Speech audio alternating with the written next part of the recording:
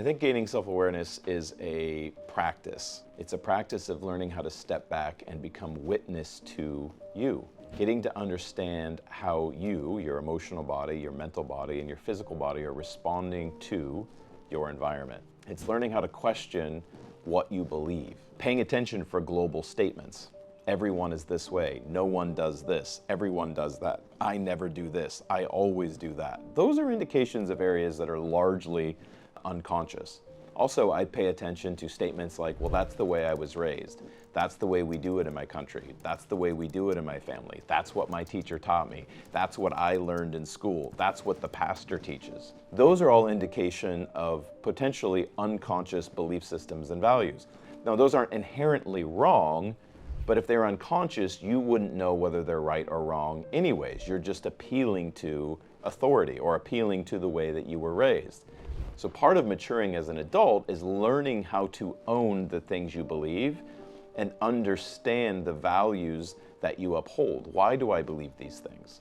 And then take them through a critical lens. Is this true? Is this valid? How do I know this is true? How do I know this is valid? And the more we do this, we begin to realize, again, that there's a lot of subjectivity to the human experience. And a lot of our world is shaped by our human experience, our memories, our stories of self, and our identity. Humans do not have a great relationship with truth. Truth is a terribly inconvenient thing for a lot of people. They'd rather have stories of identity that make their world make sense than truth. And if you're listening to this and you're thinking to yourself, yep, that's the Democratic Party, I'm talking to both the Democrat and the Republican Party as we live in a highly populist society right now. This isn't exclusive to one party or the other. This is a human thing.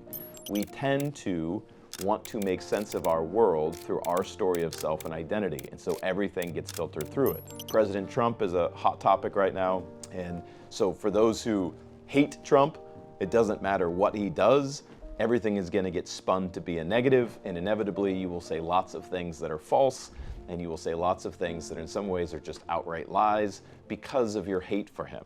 If you think he's the deliverance for America, and he's the next coming of Jesus, he's the Messiah, you will also find yourself very wrong, as many times you will be arguing for why he did something and how amazing it was, when in fact it could have been a really boneheaded move, and you're simply doing it for the same reason. Your story and identity is tied to it. President Trump is a human, thus his decisions will be imperfect. He's not going to do everything right. Just like President Obama didn't do everything right, just like George Bush didn't do everything right, or President Biden. Unfortunately, without awareness, we simply just react to our environment through stimulus and response. There's no consciousness there to become objective and really evaluate what's going on. And so for me, it's really easy to tell where somebody's at simply by the comments they make in social media or the things they post generally tell me how conscious that human is. And so if you want to become more aware, practice listening more, talking less, and asking a lot of questions and getting more curious about yourself. Why do I believe the things I believe? Is this true? Is this valid?